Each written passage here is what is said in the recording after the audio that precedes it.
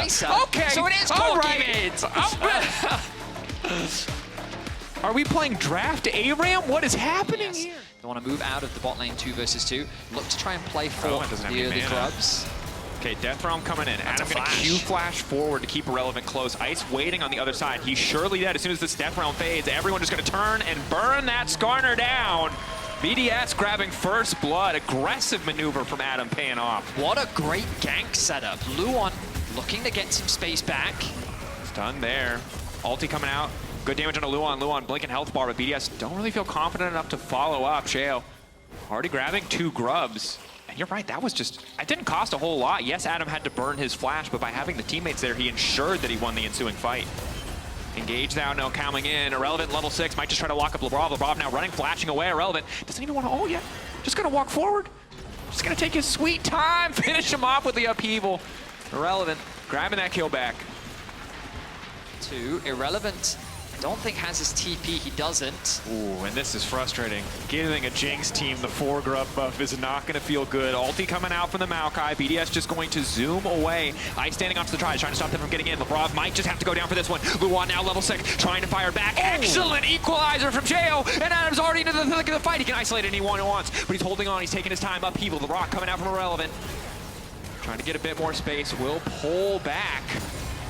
I mean, all the Labrov 40 HP, barely manages to make it out. Death Realm coming through. Can't quite connect onto Nisqy. Adam's going to be forced to retreat. I forgot how impossible it was to see what is happening in the Death Realm. Irrelevant grabbing the kill. It was Nisqy. But overall, BDS with a small gold lead and an advantage. Rahel already caught out. He can ult, but it's not going to do much of anything now. Trying to ghost out or E out, excuse me. The rest of SK on the way. Sheo desperate to get the kill, but all the follow-up is there. Down he goes. He makes it a 1-for-1. Rahel did not need to do that, but he stepped back into the fire, and he gets taken out. Debatable if you really needed to commit that much, but hey, he gets the kill. Rahel loses his flash. Labrov needs to chill out here. Overcommitting. Jinx Rocket dangerously close. Ulti from the Moakai. We just praised BDS for being so clean, so consistent in their decision making. This could be an opportunity for them to get that mid control and move into the top river, secure that objective, which can then make it easier to siege onto the mid tier 1. I also saw there in the lower third that Faker has over 83 unique mid lane picks. Wow. Does he get bonus credit for champions who are reworked? Because it's kind of a new pick if you play it pre and post rework. Personally. Death Realm going in onto Nisqy. Adam feeling good about this one, but he's going to find himself in the waiting arms of a tree quite quickly. Nisqy trying to backstep, but instead he just delivered himself, and Adam wins this in isolation. If he has enough time, Shield going to come in. Does he have the W cooldown to get the health back? Backing up. A little bit more time. Leaves a little bit more time for the W. The pulverize doesn't hit. The pullback is good. It's big damage. Suddenly they're like, I'm not so sure about this one, but in goes Kaisa. Rahel here to back him up and bring in the kill, but still just a 1-for-1. 17.5 minutes into the game. There's only a single Drake taken down, so this game, even by our standards, a little bit slower. However, SK hovering around, looking for the setup. The flash forward for Isma. Now just trying to look for the Q back, but he's just been locked down for so damn long. Isma getting burnt, and already Nisqy is dead too. BDS obliterate that pick in an instant. For a long time. Leandry's a different item now, certainly. Ooh, does Nuke know? I'm gonna say no. The rock is there. It is very hard to get away from a Skarner, but if you early ult, it'll look good. But now Irrelevant actually the one running. Labrov stepping up. There's no tower here either.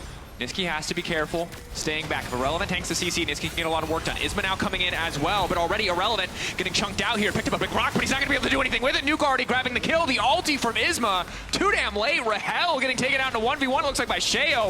Everything just fell apart for SK. The rocket to follow, forcing out the flash, and unsurprisingly, BDS get everything they want, start the Baron, and I don't think there's anything SK can do to stop this. I mean, BDS is just playing very solid with firm control over the top side of the map. SK have to fight this Baron, though. SK just seem desperate. What are they gonna do here? If Adam's quick on the ulti, they can't do anything. The knock-up on the Baron is big, though, and it gives Nisqy the access. Nisqy! They don't dodge the raid mechanics, and it's gonna cost them. They haven't been playing enough. Wow! The steal coming through. SK through, but BDS through harder, baby. Now they're back on the map. And just like that, SK have have flipped the game. Lead early game that wasn't as devastating as it could have been, and then SK weren't able to grab a lot of Drakes early on, so they're still 2 minutes away from the next one. Luon again looking to get things kicked off. Moakai out to follow. Rahel waiting to use his ult in the meantime. That's going to be the equalizer across the top. Excellent ball from Labrov. The fight feels like it's over before it's even started. The rest of SK just hasn't found their angle to participate. Sheo now going golden. Somebody needs to body block. Somebody needs to stop the Corki for hitting, and this time it is Adam. Irrelevant taken out by Nuke, and BDS quick to punish in the jungle. And we come back to the coordination issues that we've been seeing from SK so far in this game. They were disjointed in whether they wanted to commit to that fight. BDS collectively were all moving towards that blue buff, and they said, as a team, we want to make sure that we can fight for this objective. This time, though, SK get punished. WKX. Ulti immediately, Q, auto, done. Rahel tries to make up for the... Rahel cannot miss! Like, look at this. Now the Baron's up for the taking. TP coming back into mid, Nuke on the way. BDS don't have the best access to the pit. Again, the front line isn't that strong. Luon now just body blocking, acting like a bouncer. The equalizer across the top. Isma gets the smite. Baron picked up by SK. And hits on the way out. Rahel doing so much work with the Kaisa. Alistar and Skarner as well. So how does BDS even find a good fight? Also, generally, with Corki being so strong at close range, walking into him is generally not the strategy that's approved. Here we go. A bit of poke. Labrov that wants to kick things off. Immediate pullback. Obliterate ball from Adam. Rockets now coming in. BDS trying to take the fight as best they can. Irrelevant nowhere near the rest of his team. Already Adam has been picked off. Ice slowed down for a moment. The flash, the fall from Irrelevant. He's not going to hit anybody with the impale. Ice and Nuke back-to-back, backing off. SK get the advantage in the fight. 2 kills picked up to 1. Only Isma dropped in the meantime, but SK now don't have access to their jungler.